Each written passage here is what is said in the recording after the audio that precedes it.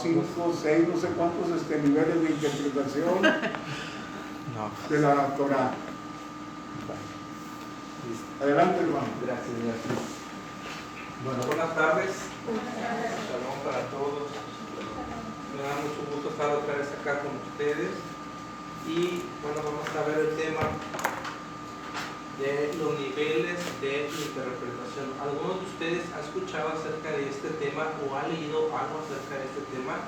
Para saber si voy a empezar totalmente en blanco o si hay algún avance de parte de alguno de ustedes.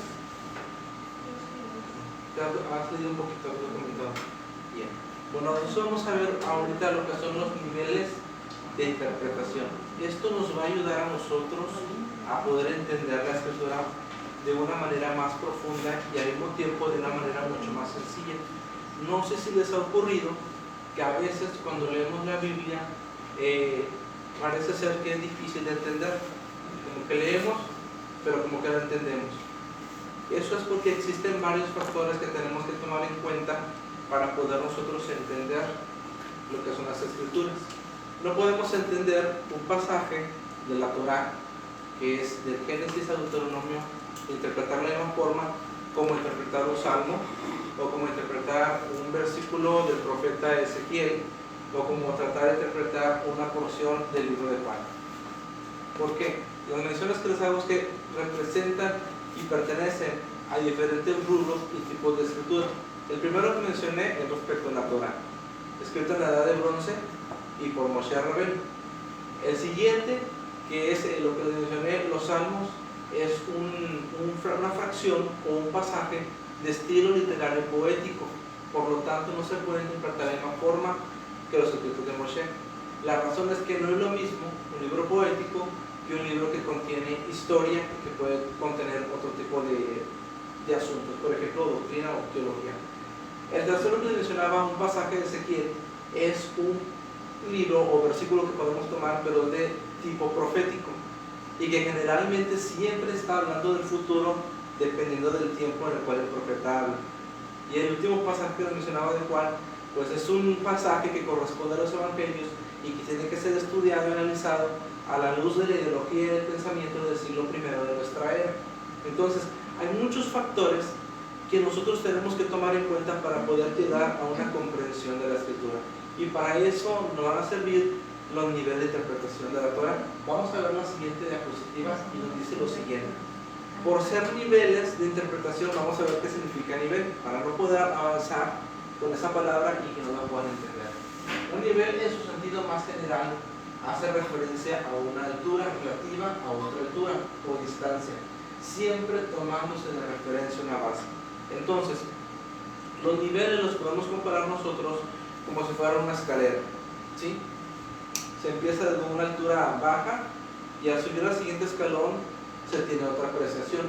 Lo voy a decir de otra forma muy distinta. Hace un momento el hermano David estaba de aquel lado sentado, yo estaba ahí sentado y el hermano Antonio estaba allá. Los cuatro estamos en el mismo lugar, pero los cuatro tenemos diferente percepción de las cosas porque estamos en diferente ángulo. Él puede ver a todos ustedes desde este ángulo, yo los puedo ver muy poco hacia acá. El hermano David tenía otro ángulo y yo pienso que él tenía el mejor ángulo de todos nosotros porque él podía verlos casi a todos y podía ver al mismo tiempo la pantalla. Entonces, los niveles de interpretación son así. Cuando empezamos en el nivel más bajo, que es una distancia siempre relativa a la otra, tenemos una percepción, lo entendemos, tenemos la idea, la base central, pero no tenemos toda la comprensión de todo lo que ese pasaje nos quiere decir. Cuando nosotros subimos al siguiente nivel, que son 4, entonces podemos ver un poco más porque podemos mirar un poco más arriba, pero al mismo tiempo podemos voltear y mirar el nivel que dejamos y todo lo que aprendimos.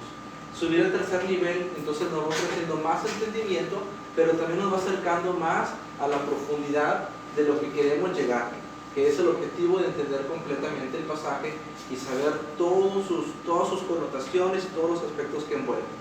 Y cuando llegamos al último nivel, que vamos a ver cuál es, no los he mencionado, entonces tenemos la comprensión completa del pasaje, pero al mismo tiempo podemos mirar que pasamos por 1, 2, 3 y estamos en el cuarto nivel. Es muy importante recalcarles que estos 4 niveles se interconectan y se interenlazan. ¿Qué digo con esto? Interconectarse e interlazarse. Un nivel de interpretación no puede contradecir otro nivel de interpretación.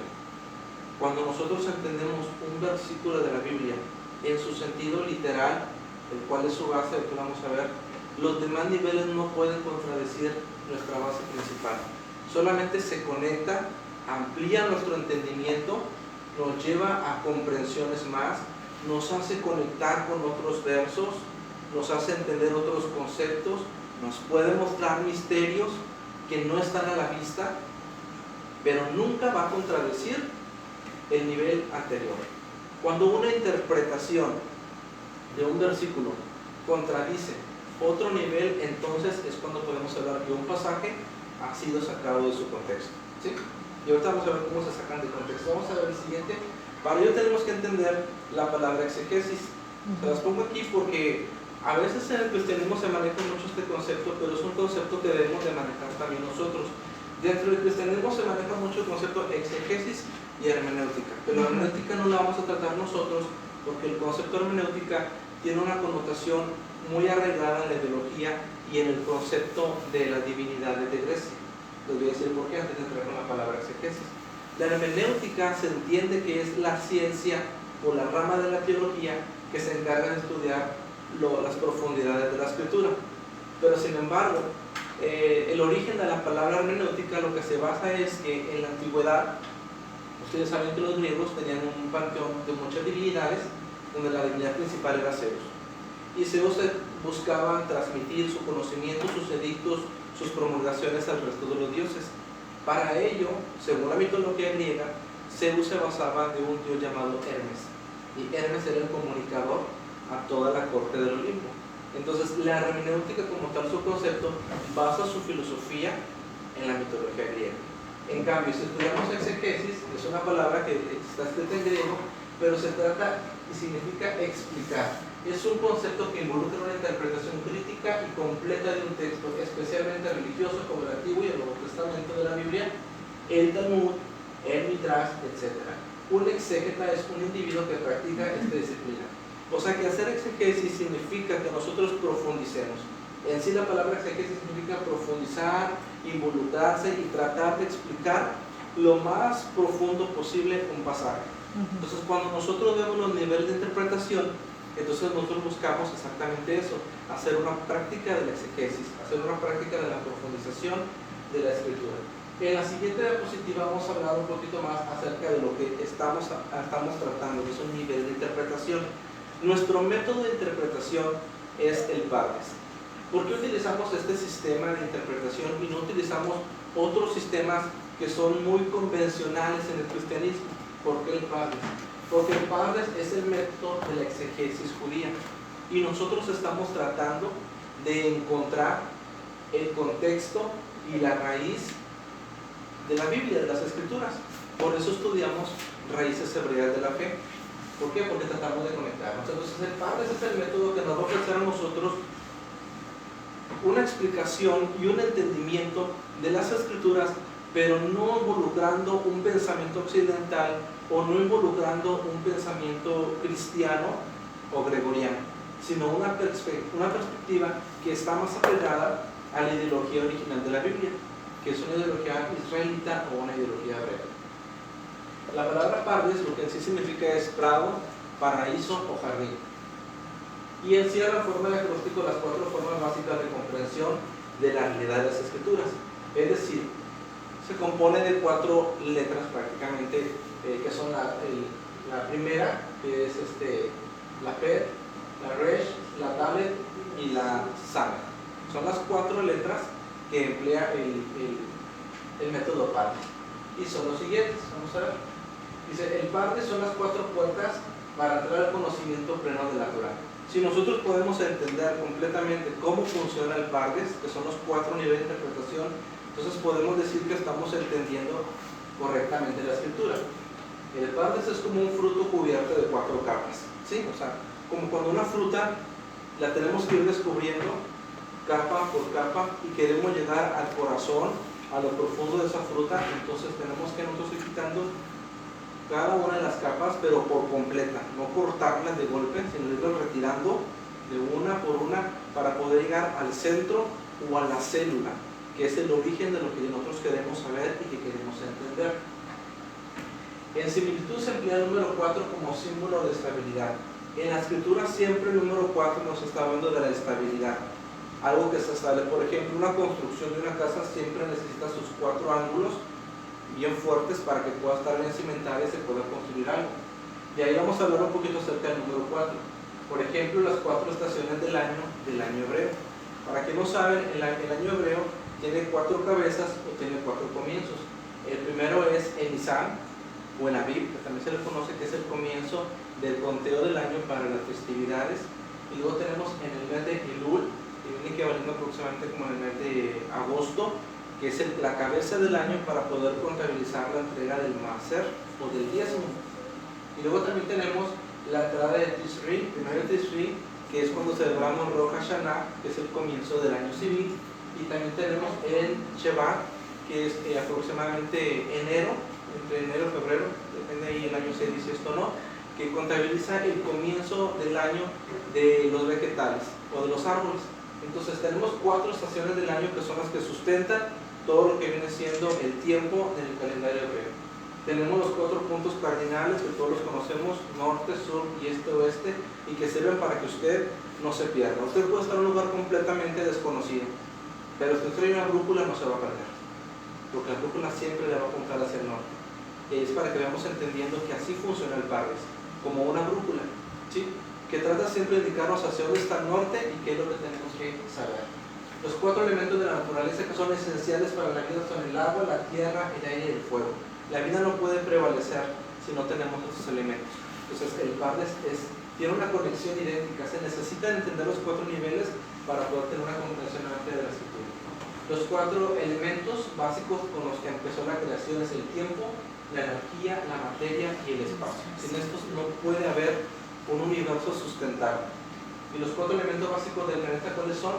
El hidrógeno, el carbono, el nitrógeno y el oxígeno. Si faltasen estos 4 elementos que menciono, la vida no sería sustentable y nuestro planeta tendría unas características parecidas como las de Marte o parecidas como las de Venus. O sea, no podríamos desarrollar lo que es la vida. Entonces vamos a adentrarnos ya a lo que es un poquito acerca del entendimiento de lo que es el Pardes. Bueno, un poquito antes de eso, les quiero comentar un escrito que aparece en el Talmud Babil o el Talmud de Babilonia, que es como un midrash que incluye para mostrarnos a nosotros cómo funciona el Pardes y también la responsabilidad que tiene adentrarse en él. Porque cualquier persona pues, puede tener una idea, que es lo que yo deseo ahora, que ustedes tengan una idea general de lo que es del Pardes y que puedan empezar a estudiarlo y aplicarlo, pero también les quiero decir que es una gran responsabilidad entrar a los niveles más altos, porque requiere mucha responsabilidad de estudio y también pues, mucha responsabilidad de desarrollar espiritual en nosotros mismos. Entonces el Talmud nos habla de 4 maestros, de 4 rabís, 4 rabinos que se adentraron en el jardín. Dijimos que Pardes era el jardín. Se adentraron en este conocimiento tan profundo del jardín, pero vamos a ver qué les pasó a cada uno de ellos. Primero nos habla de Ben Azai. Dice que Ben Azai entró completamente a todos los niveles del Pardes y lo pudo ver, pero a fin de cuentas murió. Es decir, fue demasiado para él. Fue demasiado conocimiento, no pudo con él y falleció. El segundo es Ben Somá. Dice que entró a los 4 niveles, entró completamente al jardín, se adentró en él y terminó enloqueciéndose. Quizás de ahí se le lleva mucho la idea de que la gente cree que mientras más sabes, más tiendes a enloquecerte.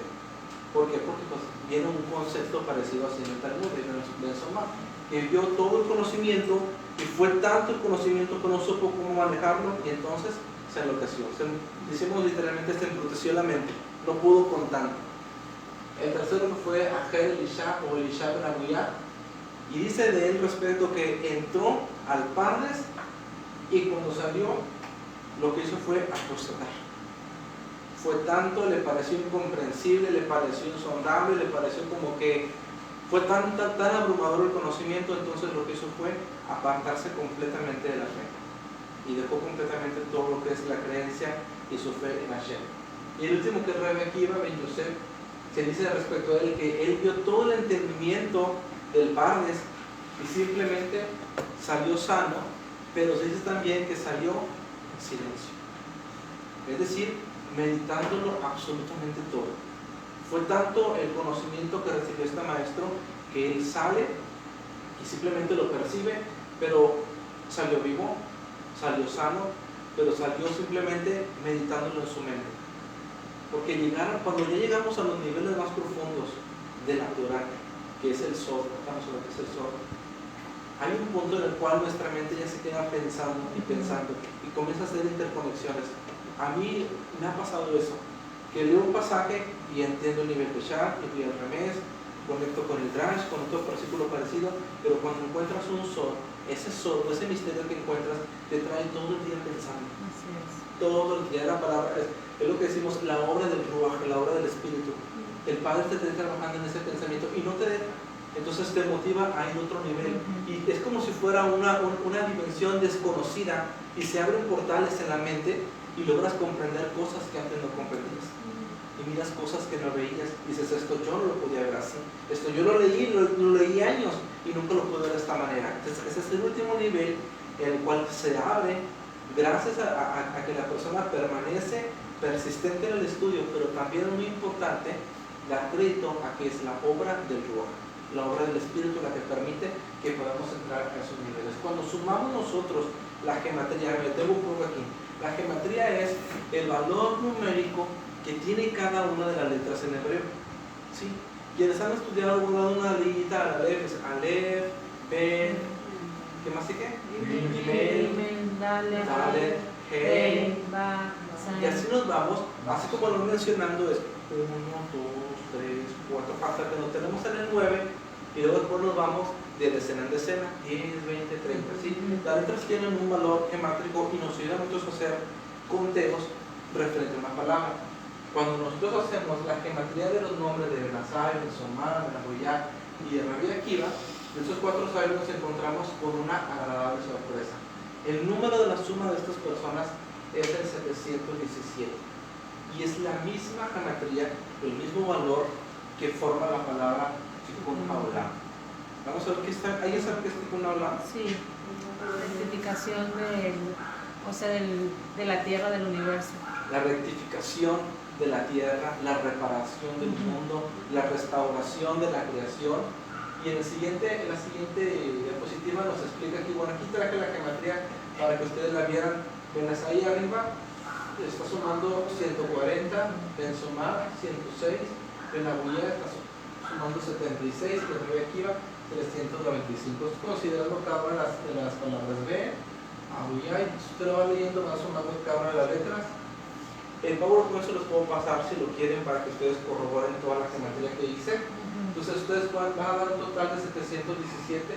También cuando forman la palabra Tikkun Haolam en este orden, les va a dar también exactamente lo mismo. Se cortó un poquito, pero se le va a poner 717. Entonces nosotros podemos ver aquí, bueno, yo creo que nos fuimos directamente a un Sod. Sí. Nos fuimos directamente a un Sod, a un nivel muy arriba. Pero lo que yo quiero que vean aquí en este Sod, en esta conexión, en este secreto, es que cuando nosotros nos adentramos en el Pardes, cuando nosotros nos metemos en lo profundo de la escritura, en el profundo del conocimiento, nosotros estamos haciendo esto. Estamos rectificando el mundo, como lo dije en el Shabbat. Estamos haciendo la reparación del mundo, pero desde nuestro espacio, porque una sola persona no puede cambiar el mundo. Pero ¿qué haces tú para cambiar el mundo? Entonces yo hago mi aporte, yo hago mi rectificación, cambiando, desarrollando las virtudes, aprendiendo acerca de lo que Cecilia también nos hablaba el More, acerca de las virtudes y todo lo que nos ofrece el conocimiento de la escritura y de la disciplina como la Kabbalah. ¿Sí? Entonces vamos a avanzar para que podamos empezar los primeros niveles.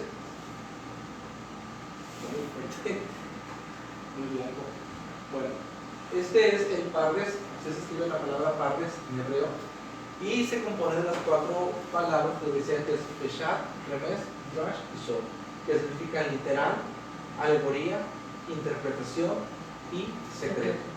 Bueno, ella está en una forma de pirámide, donde el Peshat, les decía, es el primer nivel, es la base, es el comienzo, luego sigue el Remés, el Drash y hasta arriba el Sod.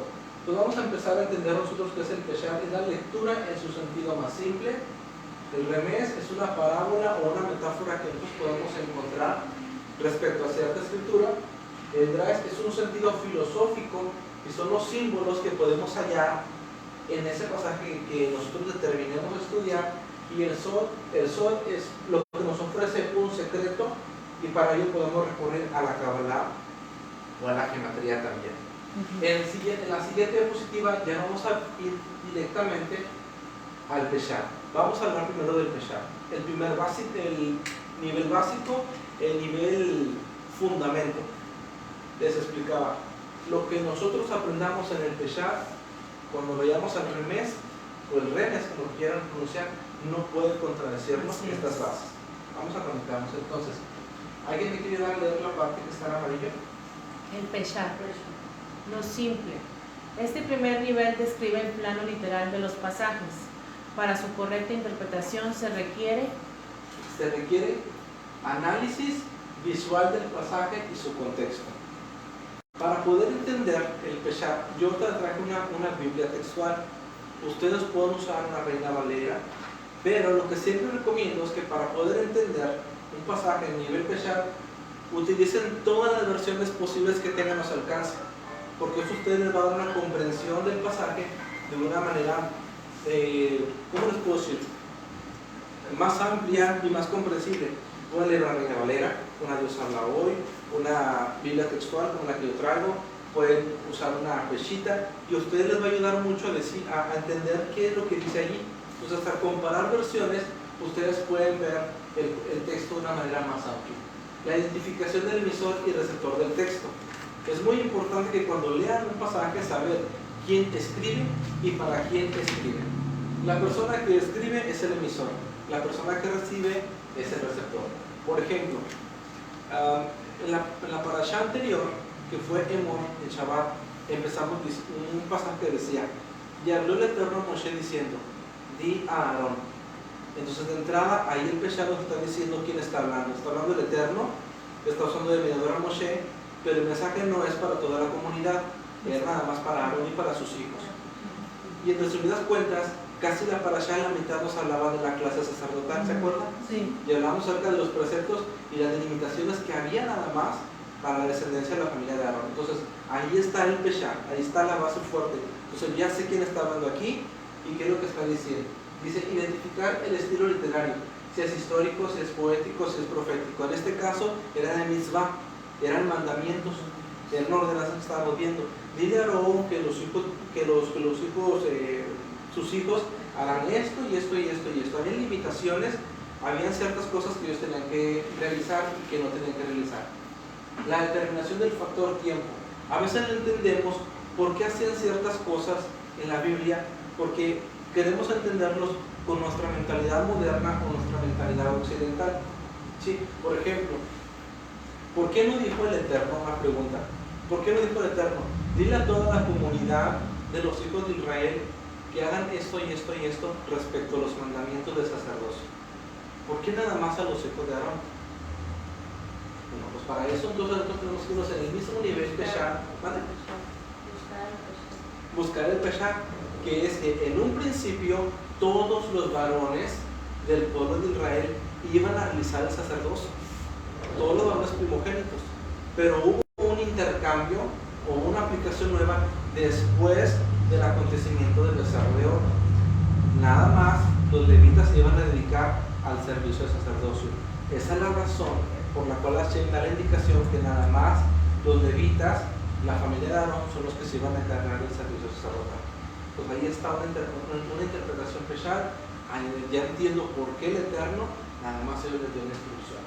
Identificación de la cultura y de la época. También eso es muy importante para que podamos entender el Peshat o el pasaje en su sentido literal. Saber en qué tiempo se hizo y cuál es la cultura. ¿Cuál es la cultura? La cultura hebrea. ¿Cuál es la época? Pues la época, en el caso de la Parashá Emor del Shabbat pasado, vienes. ¿Vas a opinar? ¿Sí? ¿Qué en este caso de histórico poético político o profético. ¿En histórico qué libro sería? En los libros históricos, bueno, en los libros históricos del Tanaj, o quiere libros históricos del Nuevo Testamento. ¿De cuál testamento? ¿Del Nuevo o del Antiguo? Bueno, del Nuevo Testamento viene siendo el libro de los Hechos. Y del Antiguo Testamento, pues viene siendo, por ejemplo, las Crónicas, los Reyes, los libros de Samuel, el libro de Hadashah Esther, el libro de Ruth y el libro de Josué también. Son libros históricos. Pues lo sabemos que la Torah puede ser considerada un libro histórico en cierto modo porque ofrece mucha historia, pero también es un libro muy doctrinal, porque son todas nuestras bases de fe. Por eso lo consideramos como más el fundamento de fe. Bueno, identificamos también la época, o sea, la época en los tiempos de Moshe, pues entonces es el primer tiempo, se le conoce en la historia como la edad de bronce, ¿sí? Para hacerlo así, hacer más entendido. Entonces, este es el Peshat, el Remés. Bueno, me quiero detener un poquito. ¿Sí entendieron cuál es la base del Peshat? Sí. Se dice literalmente el Peshat lo siguiente: lo que lees es lo que entiendes. Conforme tú lo lees, lo entiendes. Así de fácil. Comparando diferentes versiones, es la base principal. No tienes que investigar tan profundo, solamente unas cuantas comparaciones y entiendes el nivel básico de la escritura. Ahora sí vamos a ir con el nivel siguiente, el segundo, que es el Remés, que este nivel es el que se aplica bastante. Vamos a ver por qué. Se le llama insinuación. Este segundo nivel es una dimensión más profunda del pasaje. Transmite un mensaje donde se revelan valores, virtudes, como lo llamamos en un momento, aspectos morales y enseñanzas éticas. En el nivel Remés es donde usted y yo podemos encontrar alguna aplicación espiritual, moral y ética para nosotros. Literalmente es cuando decimos, el Eterno está hablando aquí. Algo de aquí para mí. Es cuando nosotros tomamos una parte de la escritura y la leemos y sabemos que originalmente no está destinado a nosotros, pero que hay fundamentos importantes. Y vuelvo a la Parashá Emor para no perder el sentido. Al final vamos a ver un ejemplo de todos los niveles, con un ejemplo que traigo del libro de Yohanan. Pero hablando de Emor, acuérdense que hablábamos acerca de los preceptos hacia los sacerdotes. Encontramos el Shabbat pasado que todo tenía conexión con la Kedusha, con la santidad. Lo que quería decir que el Eterno deseaba que tuviéramos exclusividad de vida para Él, que nuestra forma de vivir, que nuestra forma de pensar, nuestra forma de comer, nuestra forma de actuar se relacionaran directamente con la esencia de ser un pueblo completamente diferente al resto de las demás naciones. Ese es el propósito de Israel. En realidad ese es nuestro propósito de existencia, que nosotros seamos un pueblo completamente diferente a las naciones. Entonces, este nivel Remés otorga reflexión sobre eventos de nuestra vida, expone al estudiante a una introspección. Es cuando literalmente nos topamos con el pasaje y decimos, wow, o sea, aquí el Eterno, el Padre, me está dando de esta manera, y comienza un trabajo de introspección interior y vemos como que qué es lo que está pasando ahí. Aquí hay algo que a mí me está hablando y algo que yo tengo que o corregir, o tengo que fomentar, o tengo que desarrollar mi vida espiritual. También ofrece una connotación proverbial al espíritu.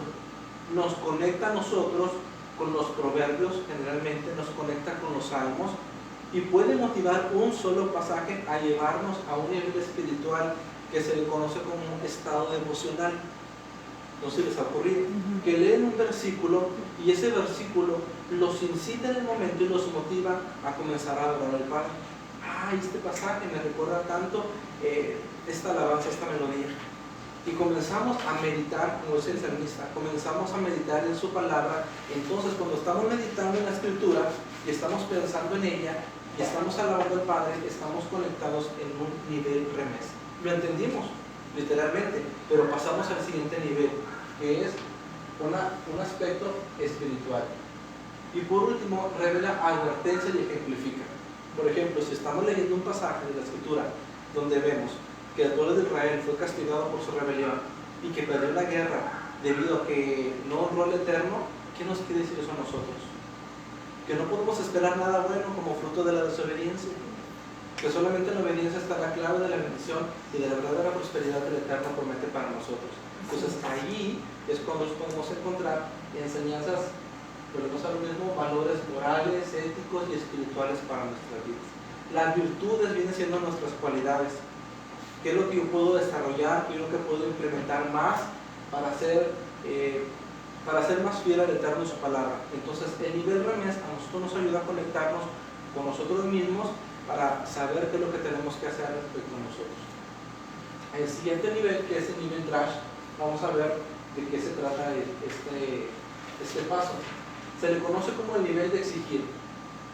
Dice, este tercer nivel exige un nivel más profundo al literal y al alegórico. Se alcanza por medio del análisis comparativo de los pasajes. Este nivel requiere algunas cosas. En los niveles anteriores, que es el Peshach y que es el Ramel, lo retomo, se utilizan mucho como pláticas motivacionales, generalmente, porque se explica el sentido literal y se explica una verdad espiritual. Pero cuando nosotros vamos al nivel Drash, entonces la exigencia interpretativa va más adentro y requiere de más concentración. Por ejemplo, es la comparación de pasajes con relación al tema. Es cuando comenzamos a conectar nuestro tema o nuestro pasaje con otros temas. Por ejemplo, si yo estoy leyendo un pasaje en el Nuevo Testamento, por ejemplo, cuando Yeshua dice, yo soy el buen pastor, el buen pastor se hubiera dado por las ovejas. Nosotros queremos hacer una conexión en nivel Drash, entonces vamos directamente al Salmo 23, donde dice el Eterno, dice, ¿cómo dice el Salmo 23? El Señor es mi pastor. El Señor pastor, y nada me faltará. Entonces hay una conexión de liderazgo ahí, ¿sí? Entonces nos está hablando del pastorado, de lo que el Eterno desea para nosotros, que es guiar nuestras vidas, y que lo hace a través de su Hijo Yeshua, que Él nos mandó el buen pastor para ver por nuestra vida. Pero lo que estoy haciendo en ese punto es en Juan capítulo 10, del Salmo 23, es hacer una interconexión de un puente. Eso se llama un puente bíblico, porque conecto el Tanakh y conecto el Brit Hadashah, o el Antiguo con el Nuevo Testamento. Los conecto con dos versículos que son muy parecidos y que tienen una verdad espiritual ahí adentro. El deseo del Eterno por pastorearnos. ¿Por qué por pastorearnos? Porque nos considera como ovejas. ¿Sí saben cómo se comportan las ovejas a veces, verdad? Sí.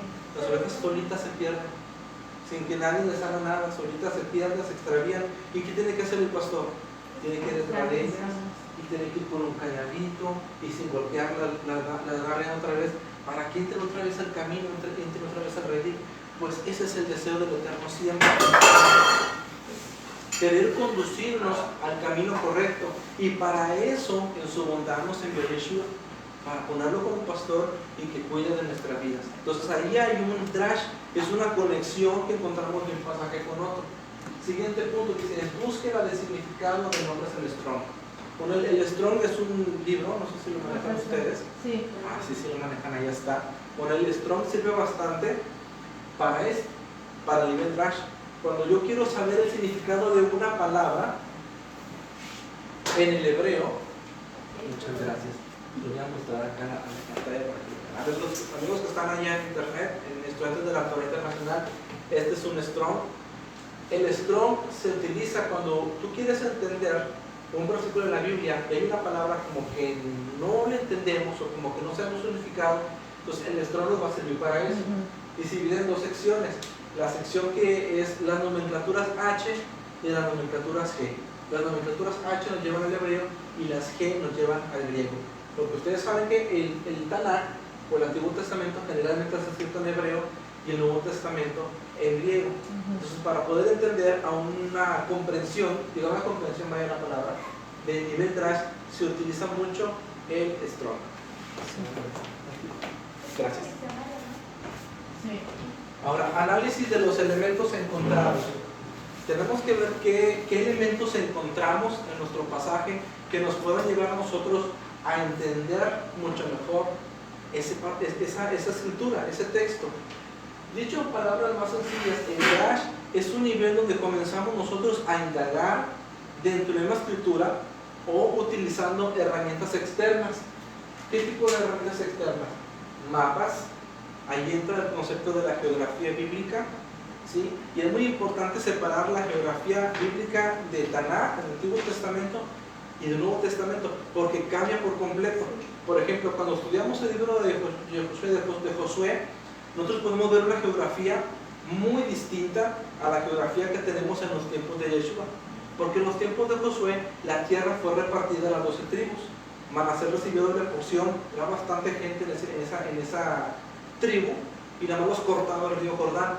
Pero cuando nosotros ya vamos a Kadashá y queremos ver geografía en los tiempos de Yeshua, ya vemos que la geografía es diferente, ya no se divide por tribus.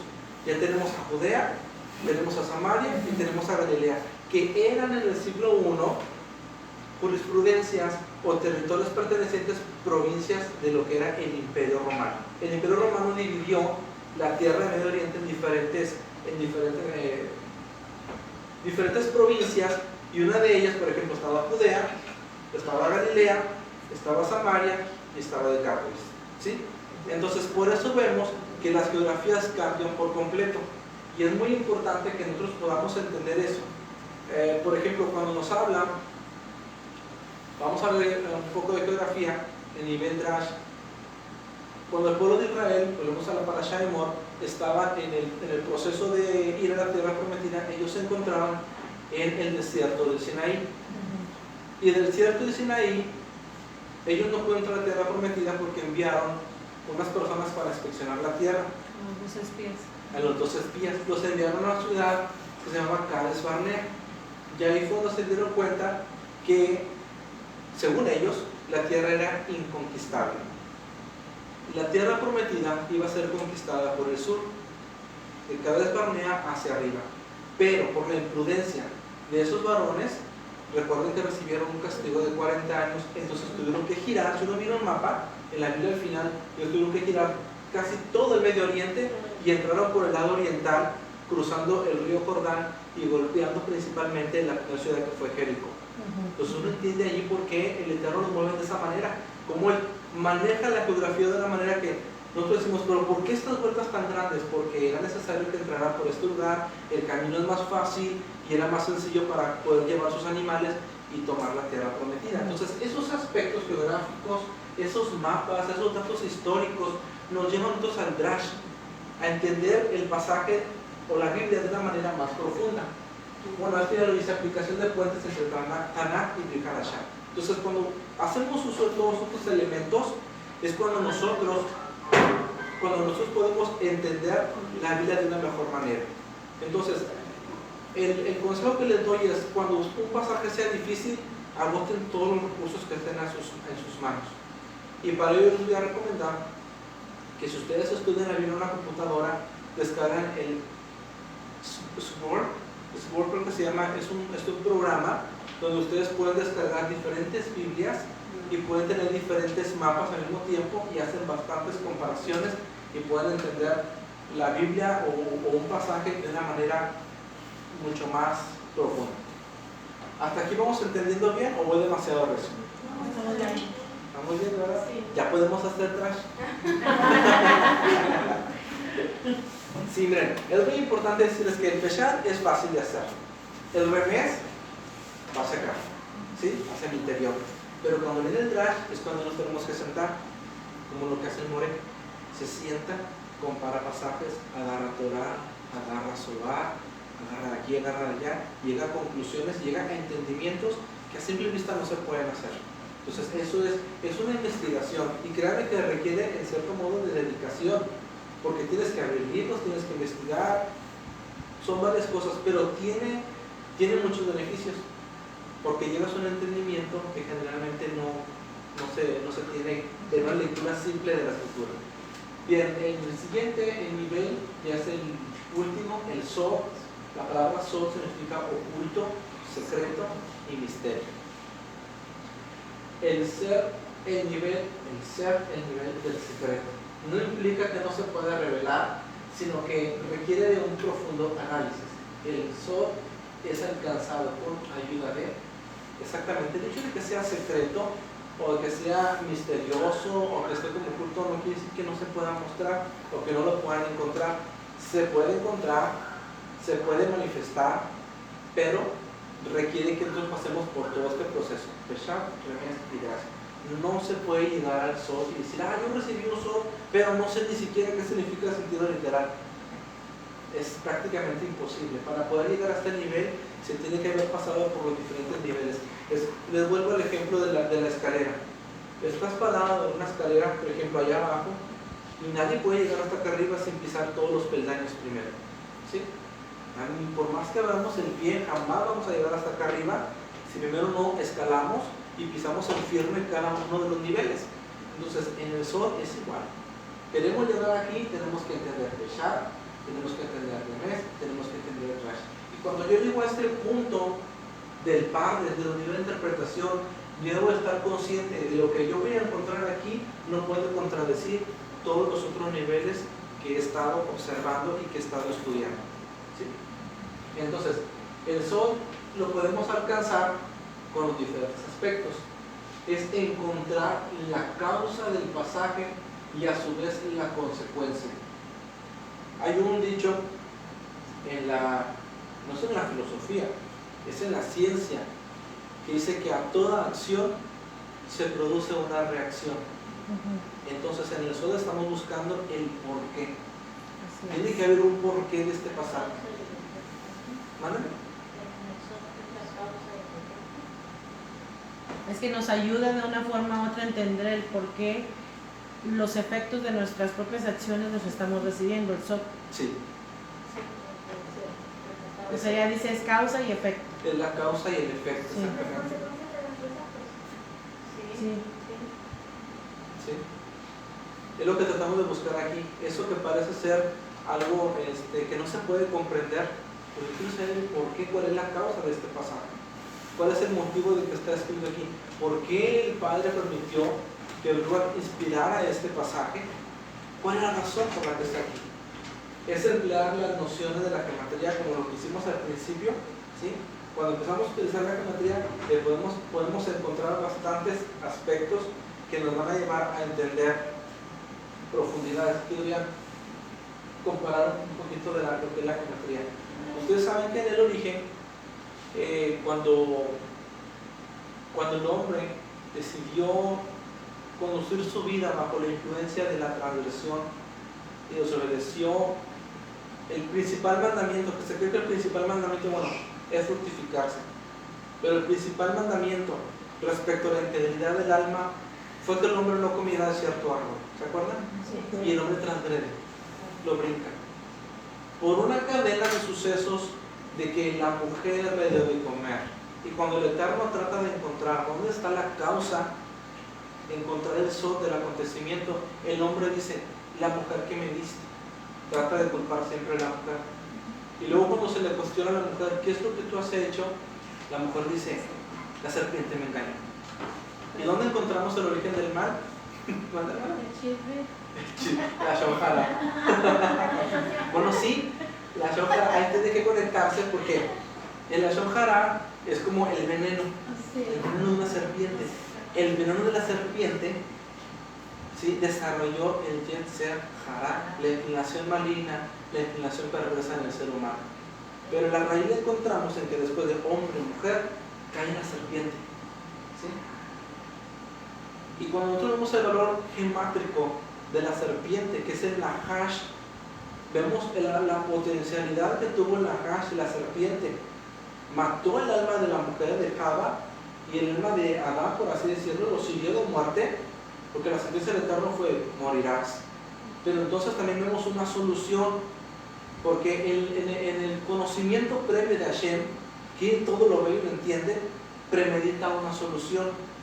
Ante una desgracia, una solución, una causa, un efecto.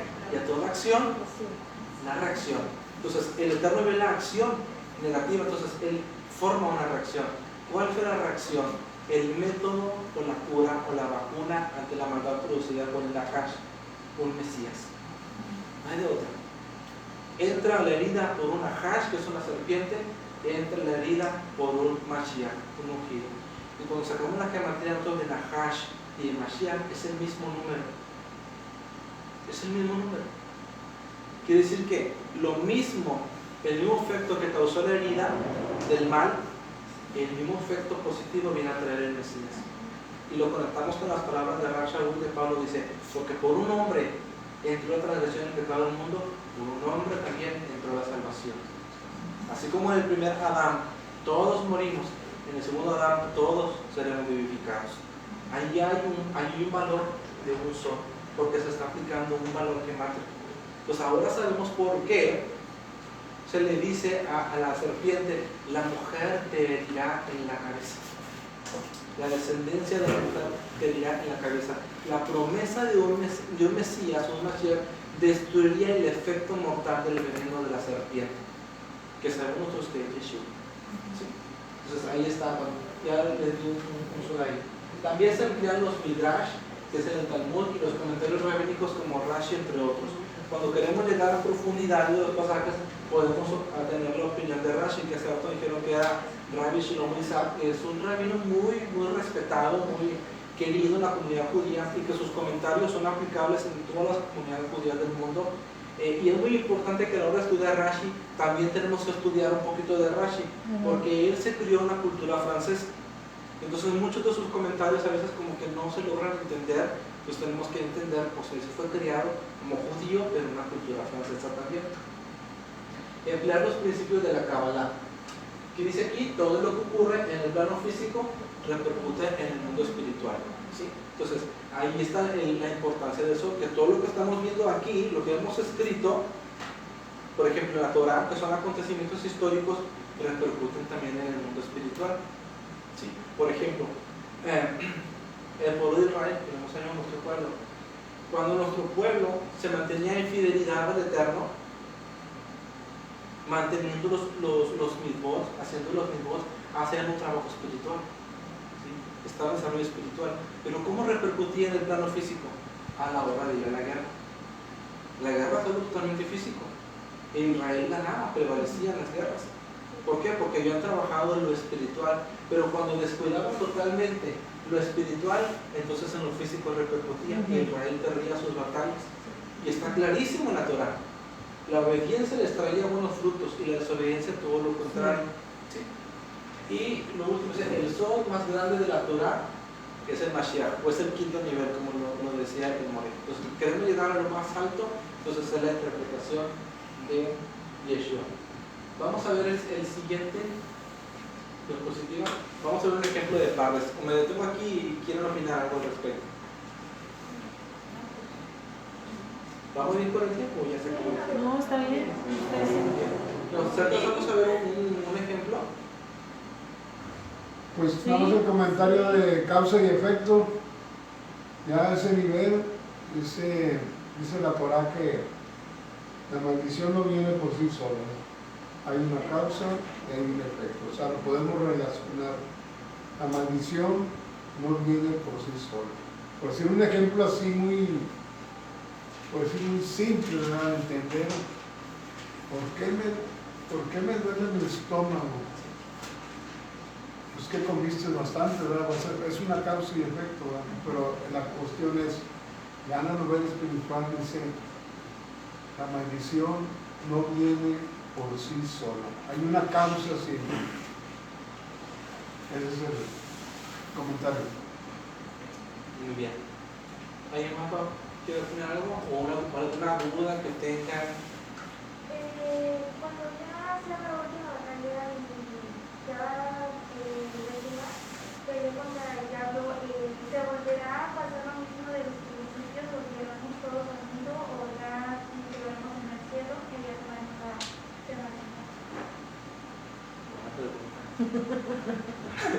Esa ya es teología, casi ya teología postmilenial, porque tú estás hablando de la guerra final, ¿verdad? La guerra final. Ok. Bueno, lo que estamos esperando ahorita para explicarlo así en unos minutos, porque es una pregunta que requiere una respuesta amplia, en realidad, pero voy a tratar de responderte rápido. Lo que estamos esperando entonces es la manifestación del Mesías para poder tener un reino con él, un reino que está prometido en Isaías, en Ezequiel, en Daniel también. Y tras ese reino que estamos esperando del Mesías, y espero no meterme en asuntos de doctrina, porque él es el que les enseña, pero Dios enseña así básicamente: es un reino milenial, un periodo de 1000 años que el Mesías va a reinar. Al final de ese reinado de 1000 años va a venir ese acontecimiento que tú mencionas, Hasatán, o el adversario, el enemigo, el diablo, y se será librado de su presión, porque en ese tiempo será colocado bajo prisión, en el sentido que no podrá ejercer influencia sobre la humanidad. Entonces, al final de ese periodo, entonces sí va a tener un resurgimiento para influir en las personas que viven en las naciones. Y al final de ese intento, vamos a decirlo así, de ese intento final de revelación contra el Eterno, el libro de Revelaciones, el libro de Apocalipsis nos describe lo que va a acontecer en su sentido literal. No va a prevalecer la obra de Satán contra Jerusalén, porque el propósito está claro, van dirigidos contra Jerusalén, pero el Eterno hará que descienda fuego del cielo y va a consumir por completo la obra de Satán y de todas las personas que se hayan unido a ese propósito, a ese plan. Entonces serán erradicados para siempre esas personas y Satán también será erradicado, y entonces se va a establecer en este mundo, dice el libro de Apocalipsis, un cielo nuevo y una tierra nueva, que es una nueva creación, pero al mismo tiempo es un nuevo gobierno y una nueva sociedad. El nuevo gobierno es dirigido por el Eterno, por Hashem, y la nueva sociedad son todas las personas justas que hayan seguido los mandamientos del Eterno. Entonces, no sé si eso resuelve un poquito tu pregunta. Yo quiero nada más para enriquecer tu estudio, Sí. que está bien poderoso. Gracias. Cuando hablamos del Talmud, el Talmud es bien importante que nosotros fundamentemos. ¿Por qué? Porque estas clases nos tienen que llevar a tener la certeza de lo que estamos estudiando para poder contestar más adelante a la gente que pues puede interesarse. Pero el Talmud está dividido entre lo que es la Mishnah y la Gemara. Y eso es bien importante porque se nos dice que es la Torah oral. Entonces, cuando las personas que no han entrado a estudiar raíces hebreas, es bien fácil decir, a eso no le vamos a hacer caso, más que a lo que está escrito. Pero cuando entendemos el contexto ya de lo profundo del Zohar, y nos lo dice el Zohar, el libro del Zohar, que al momento de que Moshe bajó del monte Sinai con las 2 tablas, se hablan de 2 tablas, pero al final de cuentas hay un secreto ahí. Entonces, y se rompen las tablas al momento de ver el becerro de oro. Obviamente que Moshe tiene que volver a subir y ahora lo escribió él. Entonces, la interpretación del Talmud, que es la ley oral, así lo vamos a hablar como ley oral, es de maestro a alumno. ¿Cómo lo vamos a ir entendiendo? ¿Por qué? Porque cuando entremos a lo que es ya el alefato hebreo, nos lo dice en una de sus letras, de cómo se fueron ellos pasando la sabiduría.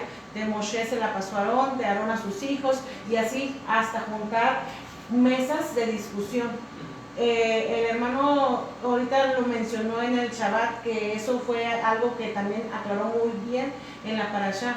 Las mesas de discusión, cuando nosotros vemos los contextos bíblicos de lo que es el Brit Hadashah, Nuevo Testamento, como mayormente lo conocen, es que Yeshua discutía con los fariseos. ¿Pero por qué? Porque ellos saben que la discusión enriquece de una forma u otra el conocimiento. No estaba de una forma u otra. Muchos creen, es que los fariseos lo perseguían para no creer, no. Venían porque saben cómo ellos se pasan su conocimiento. Era un modo de enseñanza para nutrir. ¿Por qué tú estás haciendo esto? ¿Por qué? Porque aquí nosotros en Raíces Hebreas, y lo digo porque es así, hay libertad de preguntar, hay libertad de nosotros también tener ideas, porque si hacemos una idea nada más de que el Eterno me habló a mí esto y nada más es esto, estamos cayendo en dogmas que realmente no dejan fluir al ser humano, y no es nuestro ideal, porque si estamos aquí es porque queremos más y queremos conocer realmente la verdad de lo profundo, y a cada uno se nos va a entregar cierta verdad. Entonces tiene que quedar bien claro qué es el Talmud. Está dentro de la Mishnah y la Gemara. Entonces ahí va a abrir los libros del Talmud, vamos a darnos cuenta de que es la interpretación de la Torah. Es uno de los libros que interpreta la Torah, pero a base de esa secuencia. Sí lo vamos entendiendo para que lo fundamentemos cuando las personas nos lo pregunten. ¿Sí? Gracias, muy buen comentario, gracias. El Talmud también nos ayuda a nosotros a entender lo que es la historia del pueblo hebreo, porque contiene a veces discusiones, por decirlo entre comillas, pero son exactamente debates en diferentes opiniones de los rabinos. Entonces, del Talmud se aprende bastante para poder llegar también al nivel Zohar, porque hay aspectos históricos que no los podemos encontrar a simple vista en la Biblia, pero que el Talmud lo amplía de una manera mucho más enriquecedora. Entonces vamos a ver ahorita un ejemplo de Pardes, cómo aplicar los 4 niveles de una manera rápida. Yo traje las resoluciones para que ya no estemos pensando despacio, sino para que ustedes vean, vamos a aplicar de esta manera. Y yo lo basé en el libro, no puse las citas, sí, ya no se les acaba. Es el libro de Yohanan, en este pasaje que dice: y él, cargando su cruz, salió al lugar llamado de la calavera, y en hebreo Gólgota, y allí le crucificaron, y con él a otros 2, uno a cada lado, y Yeshua en medio. Escribió también Pilato un título que puso sobre la cruz, el cual decía: Yeshua Nazareno, Rey de los Judíos. Vamos a ver en el nivel Peshat cómo podemos entender este pasaje. En el nivel Peshat entendemos lo siguiente: este relato sucedió en la ciudad de Jerusalén, en el lado oriente del templo. ¿Sí? Estamos hablando acerca de la crucifixión, un relato que todos hemos escuchado, que todos hemos leído, independientemente de qué iglesia hayamos ido anteriormente, ya hemos sabido acerca de esto. Segundo punto, el dato histórico aconteció un 14 de abril durante una ceremonia de Pesa.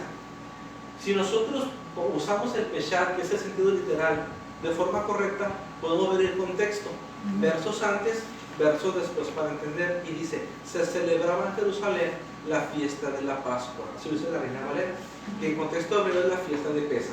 Entonces era en la fiesta de Pesa.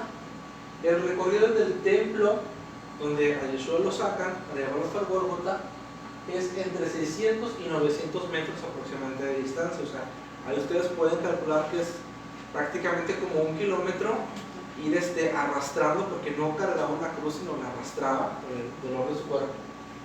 El siguiente dice: la sentencia de muerte fue producto de falsas acusaciones. ¿Cómo voy a llegar a este punto de falsas acusaciones?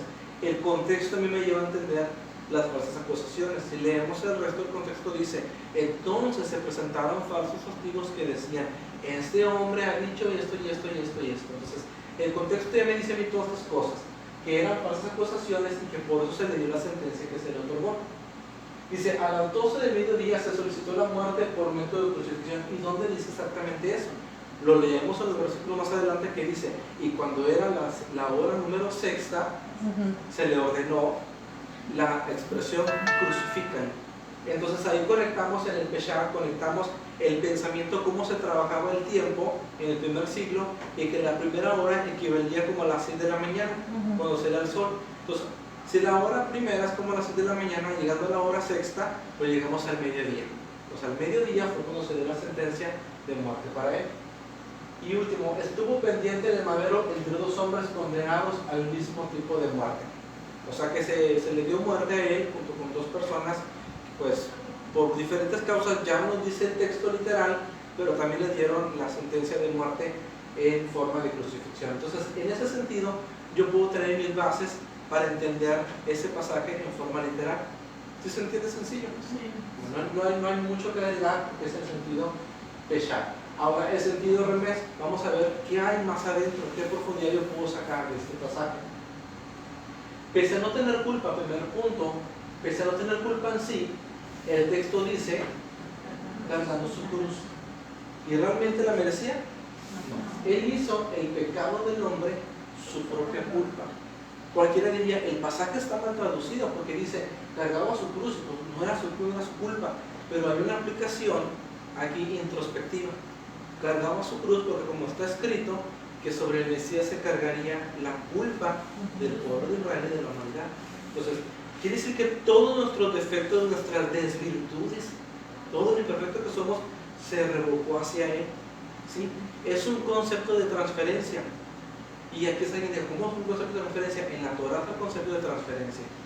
Cuando nosotros estudiamos todo lo que son los Corban, volvemos a las parashá como la Tasria, es donde la persona, el oferente, venía y colocaba sus manos.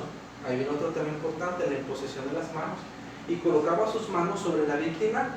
Entonces, antes de que fuera sacrificada, estaba el Cohen, que iba a sacrificar a la víctima, pero la persona que ofrecía el animalito ponía sus manos sobre los cuerpos del animalito, y literalmente cuando el animal era degollado, él lo hacía.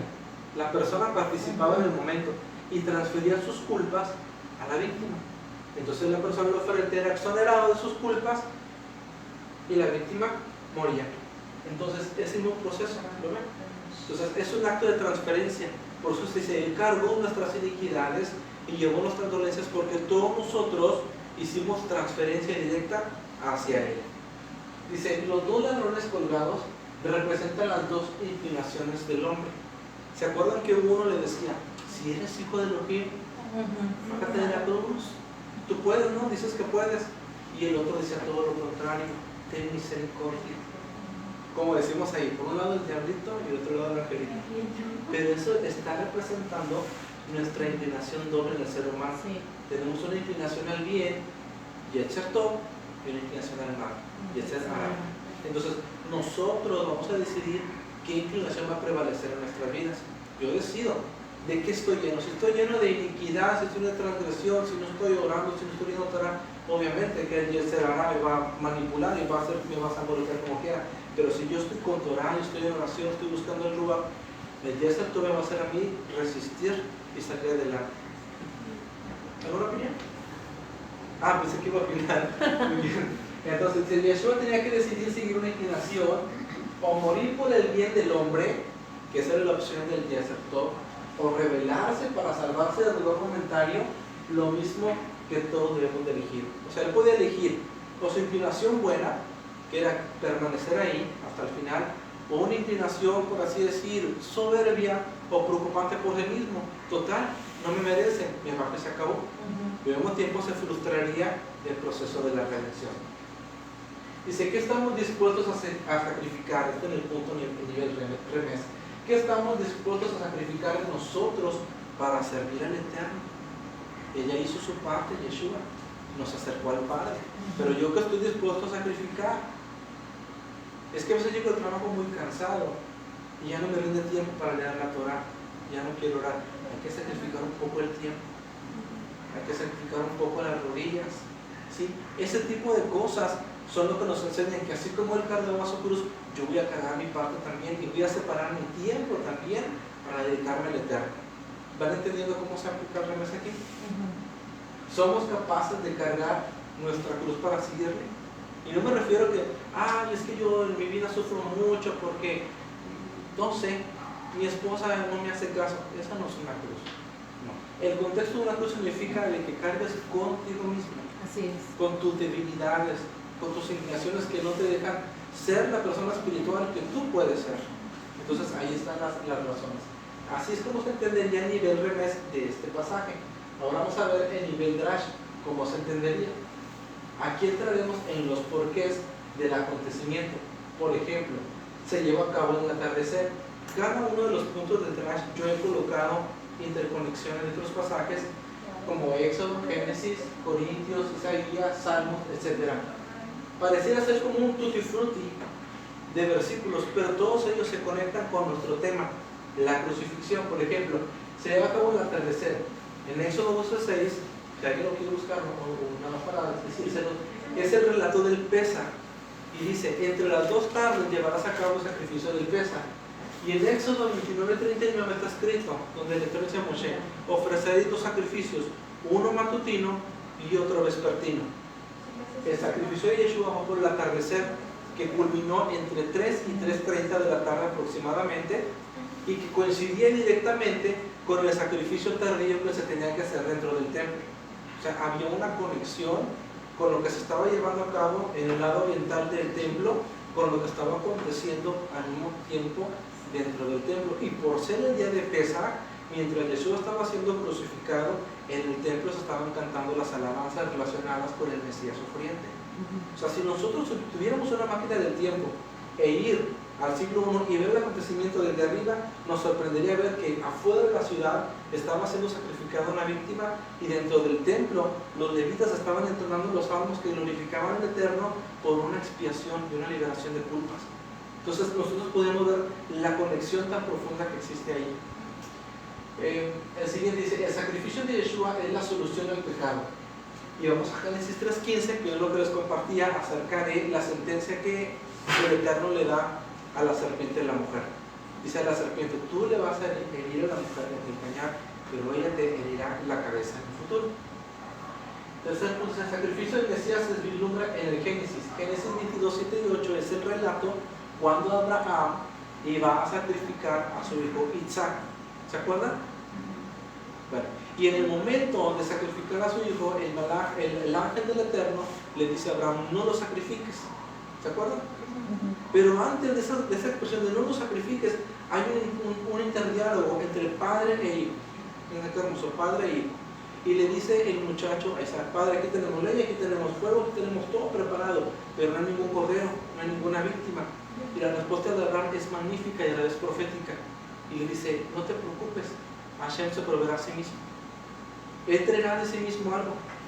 Fíjense, pero en el contexto le dice, Hashem se proveerá a sí mismo. O sea, Él va a sacar de sí mismo, o sea, prácticamente de la nada, o de lo que tú no entiendes, una solución a todo este asunto. Y en el momento, pues aparece, lo que vemos, el carnero que estaba atorado ahí y se hace todo el proceso. Pero es una expresión de fe de Abraham, de que el Eterno está en todas las situaciones, aun cuando nosotros ni siquiera nos damos cuenta, o ni siquiera lo estamos tomando en cuenta. No nos damos cuenta que el Eterno está ahí, y ahí estaba él. Dice, la muerte del Mesías era la equivalencia del error de Adán. Lo vimos hace ratito, que por la culpa de un hombre entró el pecado, y por la ayuda de otro llegó la redención también. El apóstol Pablo o Chapo lo dice en 1 Corintios 15:21. Y también está la muerte del Mesías para el cumplimiento de las profecías como Isaías 53:3-6, que dice, mas él herido fue por nuestras rebeliones, molido por nuestras transgresiones, el precio de nuestro pecado se fue por él. Todos nos cargamos como ovejas, pero Hashem cargó sobre su siervo sufriente el pecado de todos nosotros. Y ahí está la profecía relevante a un Mesías sufriente. Dice, su sacrificio está destinado para la redención del hombre. En el Salmo 116, del 13 al 14, es un salmo que se considera mesiánico, igual que el Salmo 22, que si ustedes los estudian el Salmo 22 y el Salmo 116, lo van a conectar directamente con lo que acabamos de leer. Entonces ahí van a hacer un drash. Salmo 22 y Salmo 116 se conectan directamente con la muerte de Yeshua. Y dice, Yeshua tenía dos culpables a su lado. Uno le aceptó y el otro le rechazó. Lo mismo, literalmente, ha ocurrido en el paso del tiempo de los milenios con la casa de Judá y con la casa de Israel.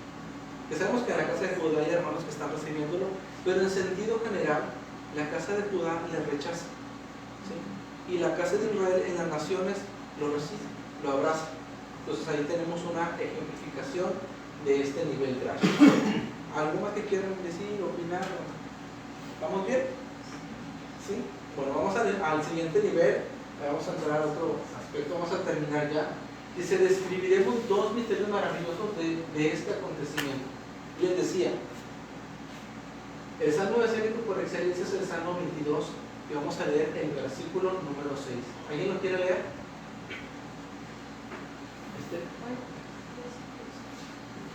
Yo soy gusano y no hombre, oprobio de los nombres y despreciado del pueblo. Sí. ¿Cuál es la naturaleza del gusano? Es una naturaleza doble, tiene dos etapas en su existencia. Primero, no tiene belleza, es débil y es frágil. En su segunda fase es fuerte y bello. ¿Qué se necesita hacer para transformarse? Necesitas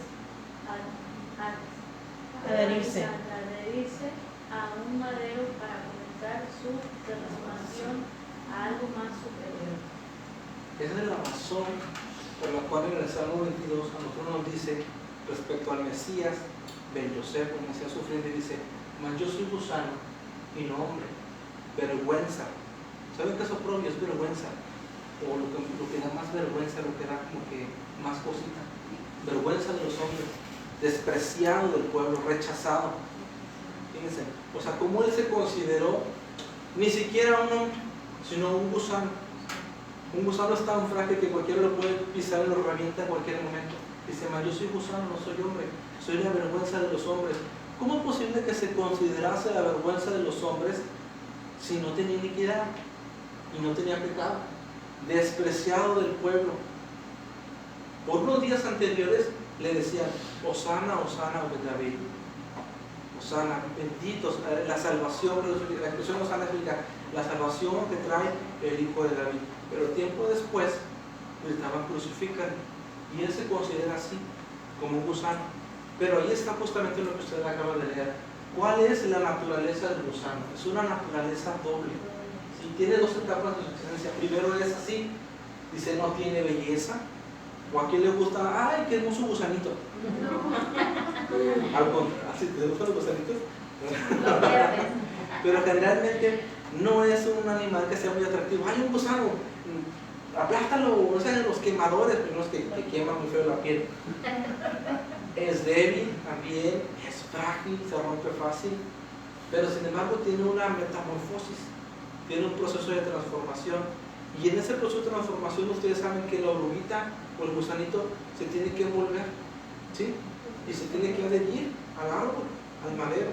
Y en ese momento algo le va a pasar, pero va a entrar en un proceso de transformación y va a cambiar por completo su naturaleza. Vamos a ver el siguiente.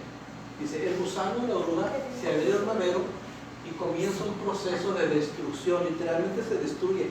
Si se pudiéramos mirar subatómicamente el proceso, se destruye su cuerpo para poder regenerar una nueva estructura y adoptar una nueva naturaleza. Si se desprende del árbol, su proceso se cortará y no hay forma de comenzar otra vez. Si alguien viene y tumba el gusano cuando está adherido de la madera, ya no hay marcha atrás. Ya su proceso quedó completamente interrumpido. ¿Va a opinar? El que se hace oruga, ¿no? Sí, Usando a mariposa. Ajá, A mariposa. a mariposa. mariposa. Pero se hace De oruga a mariposa. Sí, se envuelve como el capullito y se pega. Ah, Dice, el Mesías dijo, mas yo soy gusano, él también posee el poder de cambiar su naturaleza y resultar ser más allá que un siervo sufriente. Él es el rey de Israel, pero él no podía interrumpir su proceso de transformación. Es por eso que aunque él tenía la capacidad de bajarse de la cruz y solicitar que los ángeles le sirviesen y le curasen, no lo hizo, porque el proceso iba a estar interrumpido. Y ni él se iba a transformar, y ni nos iba a transformar a nosotros. Entonces por eso dice, por cuanto yo he vencido, vosotros pueden vencer. Porque esa naturaleza le impregna en nosotros la capacidad de poderse resistir a la injuria, ¿sí? A las vergüenzas, a los oprobios, y decir, yo también estoy en un proceso de transformación y me transformo a través del poder de su palabra. Y siguiendo su ejemplo y siguiendo su Torah, yo sé que puedo renovarme. Y aunque ante los ojos de los hombres soy gusano, yo también puedo ser como él y mostrar lo mejor de mí. Por eso el Mesías tiene dos corrientes proféticas, la del Mesías sufriente y la del Mesías reinante. Entonces aquí está un sol acerca de esto. Ahora vamos a ver el siguiente sol del final ya, para terminar. Dice, escribió también Pilato un título que puso sobre la cruz, el cual decía, Yeshua Nazareno, Rey de los Judíos. Y el título estaba escrito en 3 idiomas, hebreo, griego y en latín. Pero lo primero que estaba escrito, Hebreo. hebreo. ¿Por qué en hebreo? Porque es la... ¿Mande? él era judío. Él era judío. Él es el nombre judío. Y porque el hebreo es el Lashon Kodesh, es la lengua sagrada. Es la lengua que el Eterno quiso elegir. ¿Por qué? No lo puedo responder. Porque Él es soberano. En su soberanía Él le plació elegir la lengua hebrea para transmitir los misterios del cielo a este mundo a través de su siervo Moshe. Entonces por eso va por delante del hebreo. Ahora, si lo vemos también en un inversor, la escritura, aunque originalmente se escribió en hebreo, posteriormente nos la vendieron al griego. Y después el sistema católico la mandó en latín. A un punto que hasta 1960 mi mamá me cuenta, ella tenía que ir a misa y escuchar completamente la misa en latín. Dice, no la puedo escuchar en español. La enseñanza nos la daba en latín, dice mi mamá. Hasta después se editó por el papado que la misa se viera en la lengua del pueblo, en la lengua de las naciones. Fíjense cómo el conocimiento divino nos lo fueron moviendo del hebreo al griego y al latín. Y en ese proceso fue todo el proceso de la distorsión y el desarraigo de la fe.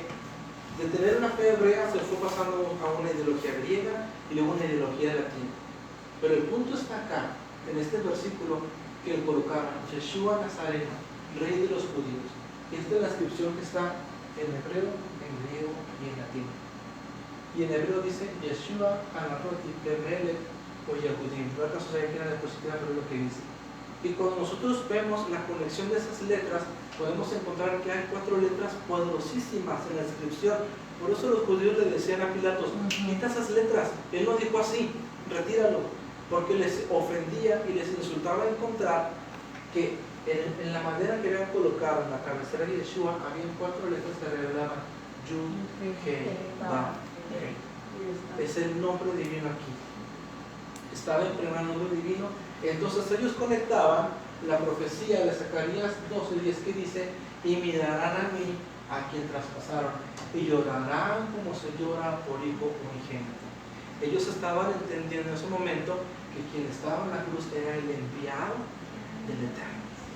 Era el enviado del Eterno que estaba ahí, era el hijo del Eterno a quien estaban muertos. Entendieron completamente, quizás algo tarde, que ellos mismos estaban haciendo valer las profecías de que era necesario un Mesías sufriente. Conectaron Zacarías 12:10, conectaron mentalmente Isaías 53, conectaron Daniel 7, 14, 13, 14, 15, tantas profecías, porque ellos las conocían perfectamente. Por eso no querían, porque a lo lejos quien pasara por el camino iba a mirar que allí estaba de manera implícita el nombre del Eterno. ¿Qué quiere decir eso? Que el Eterno estaba enviando la salvación al pueblo de Israel y que ellos estaban poniéndole fin a la vida de Yeshua, que era su hijo. Entonces, esta es una forma también de encontrar un sod o un misterio dentro de un pasaje. Y bueno, hasta aquí la presentación que traigo para ustedes. Si alguien quiera opinar, ¿a quién debo dejar el lugar? Shalom. Si quiero ser breve también, pues le damos las gracias a nuestro hermano Salomón por esta bonita enseñanza muy profunda, ¿verdad? Y pues espero que ustedes la hayan aceptado, ¿verdad? ¿Qué podemos decir más de palabra? Aquí hay más palabra, ¿verdad? Como dice, hay que escudriñar. Y quiero terminar con esto, ¿verdad?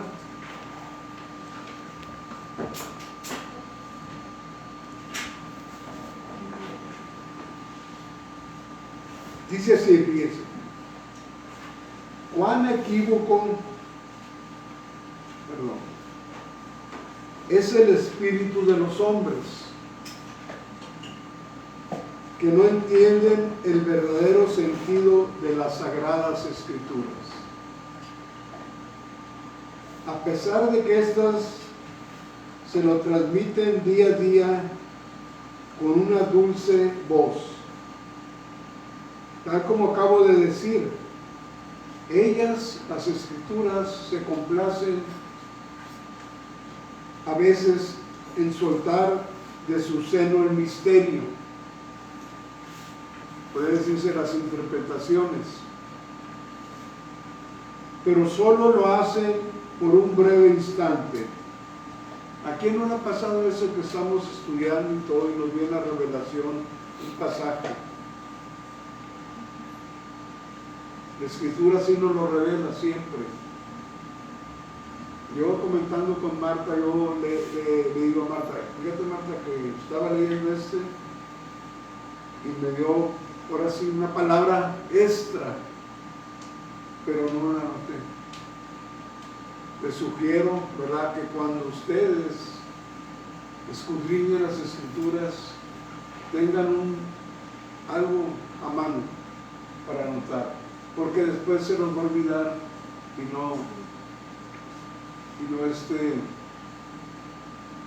pues ya no nos vamos a acordar.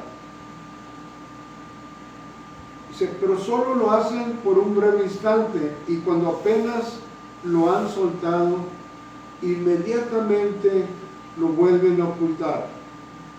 Dice, aún así, incluso en estos breves momentos en que liberan su misterio, ellas nos van a liberar misterios, pero tenemos que estar bien atentos, con lápiz en la mano, cuaderno. Dice, pero este no es bien percibido, fíjense, pero este no es bien percibido por los no iniciados. No hay que quedarnos abajo, hay que seguir creciendo para que esa palabra nos lleve a esos niveles de interpretación y llegar al Hasidut. El quinto nivel es el nivel de Mashiach. Con esto, nuevamente el agradecimiento a nuestro hermano Salomón por esta palabra, ¿verdad? Y ustedes también por su atención. Ahora vamos a permitir, voy a hacer el control del Homer, porque ahí está, en eso nuestra obediencia, está la bendición. Hay que hacerlo, son 49 días. Y por ahí tenemos algo preparado para ese día 50, que es el torneo, el conteo del Homer. Sí, gracias. Vamos a